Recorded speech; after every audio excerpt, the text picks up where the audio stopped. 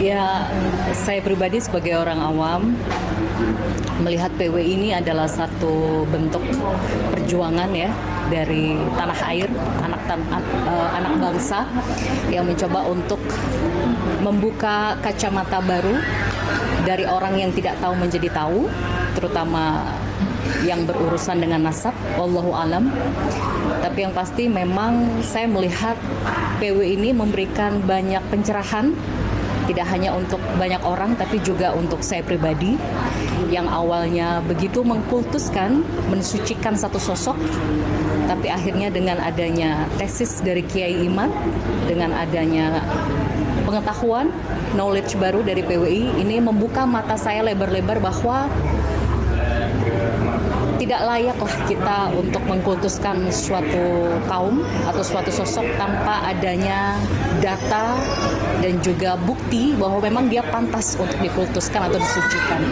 Jadi menurut saya PWI ini bisa dijadikan sebagai satu bentuk persatuan pahlawan baru ya untuk di zaman sekarang ini, di mana zaman sekarang ini adalah zaman yang makin banyak orang-orang tersesat dengan satu aliran, dan PW ini memberikan pencerahan, memberikan jalan untuk kita agar kita menemukan yang benar dan yang hak, yang batil itu seperti apa. Oke. Dari ini semua Mbak ya, dari PWI. Boleh saya tanya lebih dalam lagi Mbak? Pengalaman pribadi, apa yang membuat Mbak sampai kalau saya ngerasanya Mbak punya pengalaman yang benar-benar sakit terhadap salah satu sosok itu.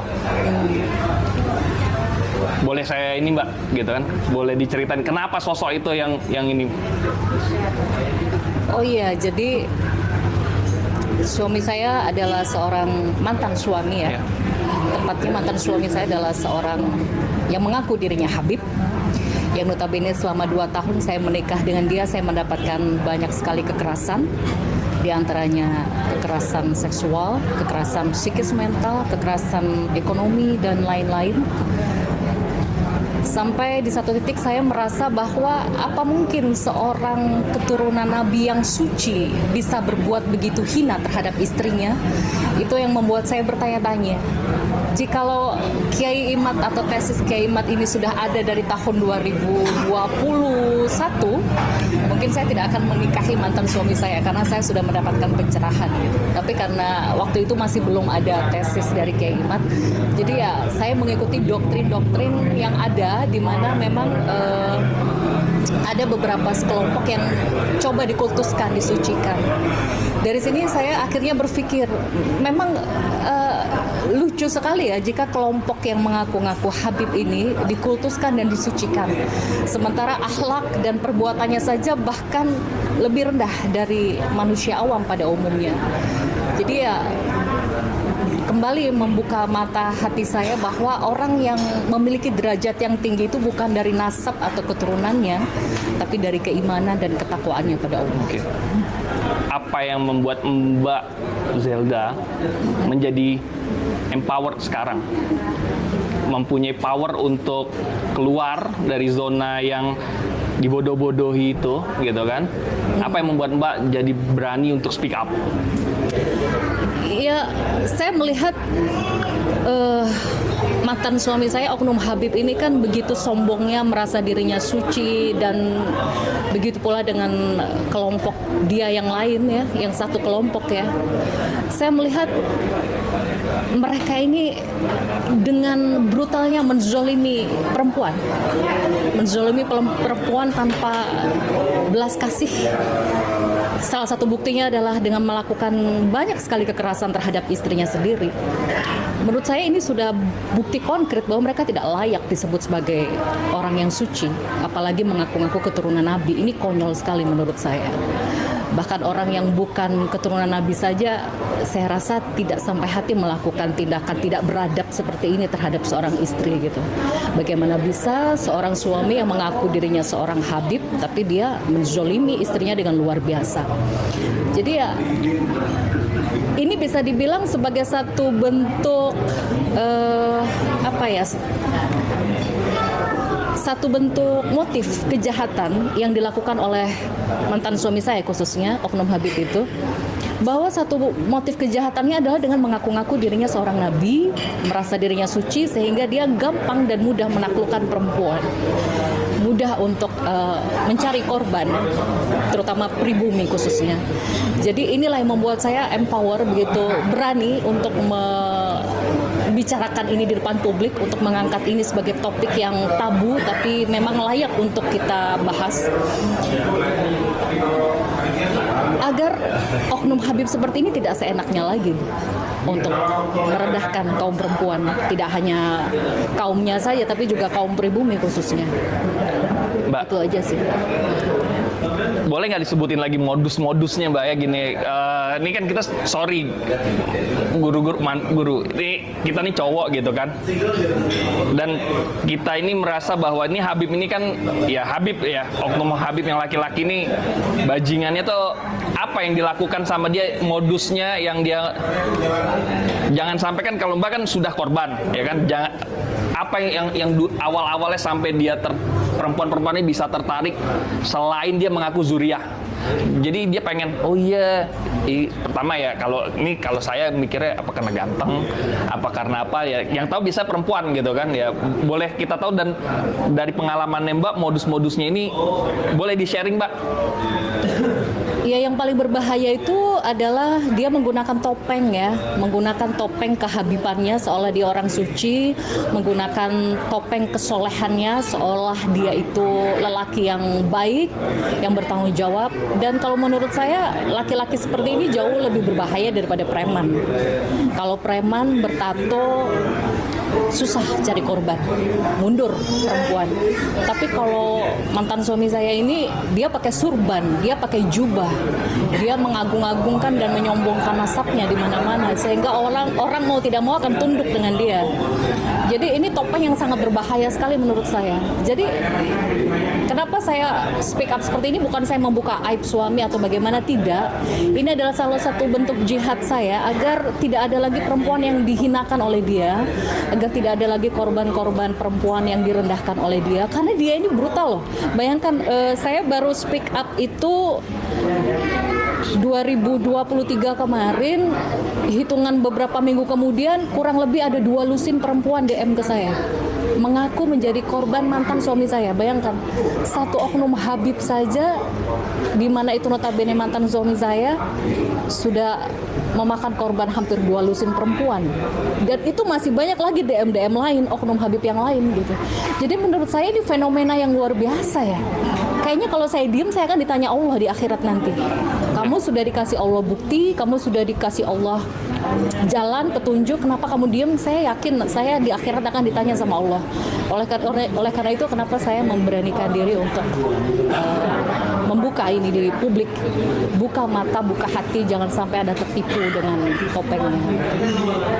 Cuman mungkin sekarang ini yang sedang menjadi ujian saya berikutnya adalah kasus kekerasan yang saya laporkan di kepolisian ini kan sudah memasuki hampir 1,5 tahun ya, tapi masih mandek di penyelidikan. Jadi pihak kepolisian saya juga tidak tahu ada apa, padahal visum kekerasan sudah ada, bukti-bukti saksi sudah ada, semua.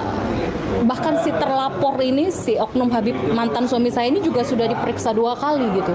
Saya tidak tahu ada apa dengan Polres Metro Bekasi ya. Sampai sekarang masih mandek, dilempar ke sana ke sini. Bahkan ini yang terbaru dilempar ke kementerian dan nggak jelas kapan ini kasus saya. Ini miris sekali sih menurut saya. Kalau ini menggantung, nanti dia akan semakin seenaknya dan dia akan berbicara di luar, saya difitnah. Saya difitnah oleh Zeda Salim, semakin gampang dia mencari korban. Jadi ya sekarang saya coba berpasrah sama Allah aja lah. Saya sudah melakukan perjuangan yang luar biasa 1,5 tahun ini, saya udah babak belur. Bahkan saya mengungkapkan hal seperti ini di hadapan publik itu benar-benar tidak mudah. Saya mengalami kekerasan dan meminum banyak obat untuk bisa sembuh. Ya saya tetap minta doanya aja supaya Allah beri keadilan. Oh ya, jadi udah dilaporkan ke Polres Metro Bekasi dan belum ada. Ya masih dilempar ke sana ke sini gitu. Oh masih iya. gantung kasusnya. Iya. Saya tidak nggak tahu ada apa ini dengan pihak kepolisian. Ya, ini harus jadi atensi Polres Metro Bekasi dan Pak Kapolri. Pak Prabowo harus dengar ini. Apa yang disampaikan Mbak Zeda ini nggak ditindaklanjuti, mungkin Pak Prabowo perlu ganti Kapolrinya itu. Ya, ya karena saya ngikuti apa yang disampaikan Mbak Zeda itu benar 1,5 tahun, dan ya beliau udah terlalu sering speak up di media, dan tetap aja laporannya nggak diproses ya Mbak. Diproses tapi menggantung. Oh ya menggantung gitu ya. Jadi Penyelidikan belum naik. Jadi kalau penyelidikan itu namanya bukan penyidikan ya, namanya nggak dijalankan itu proses hukum. Padahal sudah 1,5 tahun ya Mbak ya. Iya, Padahal sudah ada visum, sudah ada saksi-saksi gitu. Komnas Perempuan bahkan sudah. Komnas Perempuan ya juga sudah bersaksi. Terus pakai mungkin mau menyampaikan. Saya yakin kita semua punya saudari perempuan ya. Ibu kita perempuan, kita punya saudara perempuan, kita punya anak juga perempuan. Artinya ini adalah suara jeritan nyata, faktual, bisa dibuktikan, dan beliau sudah speak up dengan lantangnya selama 1,5 tahun ini. Kalau sampai kemudian ini dipetieskan atau tidak jalan atau mandek, ada apa? Pertanyaan besar ini yang bisa menjawab adalah kepolisian itu sendiri. Kepolisian pasti memiliki pimpinan.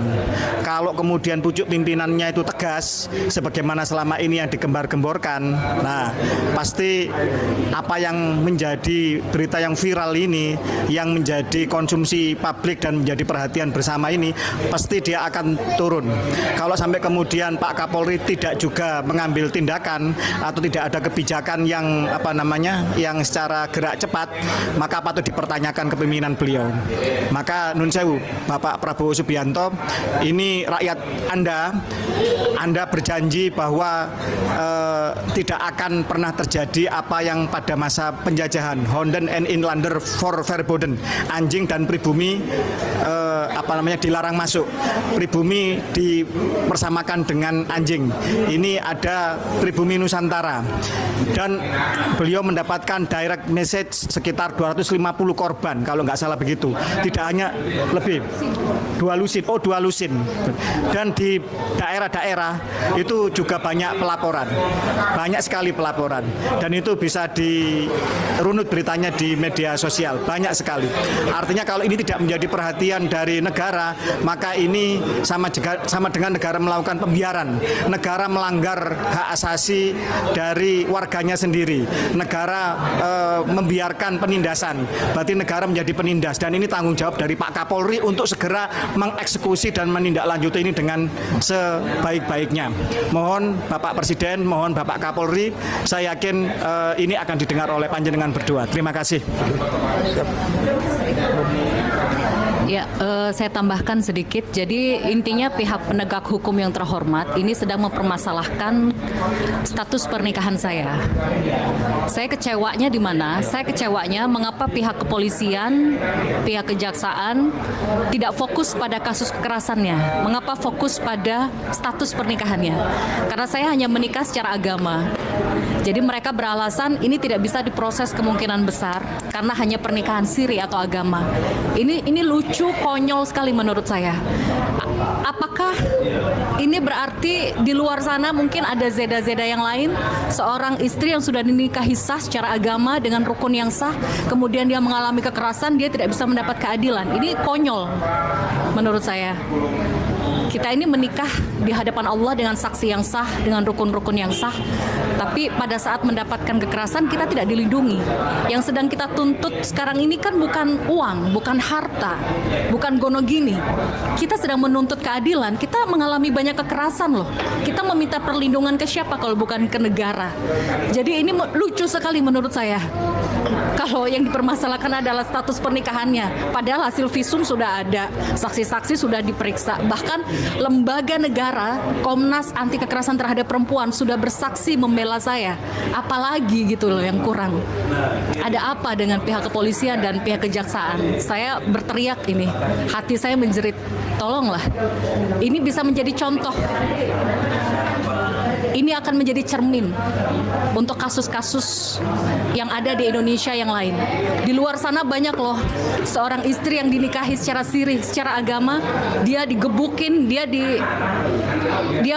mendapatkan begitu banyak kekerasan. Lantas kita tidak bisa melindungi seorang istri itu hanya karena status pernikahannya secara siri agama. Ini lucu dan konyol sekali menurut saya. Jadi saya memohon kepada pihak penegak hukum agar sudahlah, tidak usah mempermasalahkan status pernikahan saya. Toh saya dan juga mantan suami saya sudah mengaku ada pernikahan.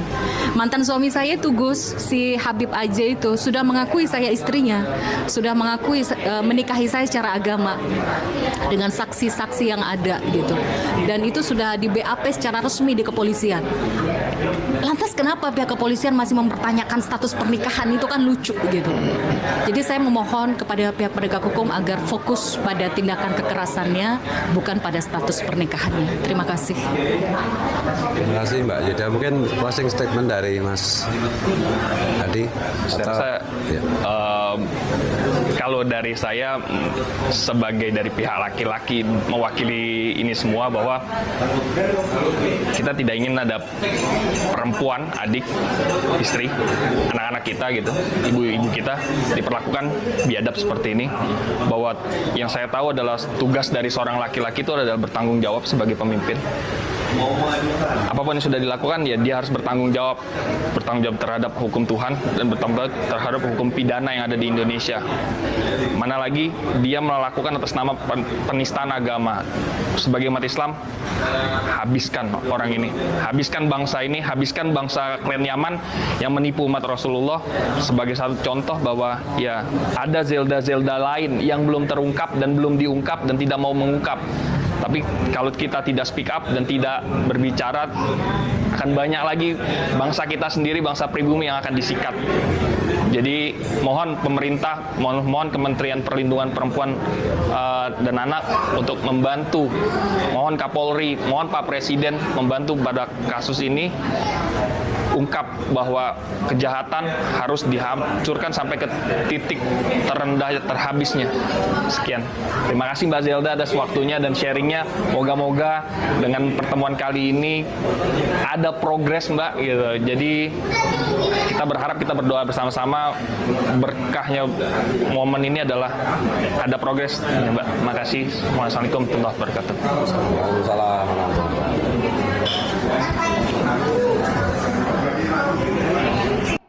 Itulah tadi pengakuan dari Zeda Salim yang membeberkan beberapa fakta tentang Khabib-Khabib yang ada di Indonesia. Semoga saja ini menjadi acuan bagi kaum pribumi serta para kaum hawa agar lebih berhati-hati dalam bergaul bersama Khabib-Khabib. Bagaimana menurut pendapat teman-teman semua? Silahkan lanjut di kolom komentar. Terima kasih selalu support Arman Al-Fatih. Kita jumpa lagi di video selanjutnya. Assalamualaikum warahmatullahi wabarakatuh.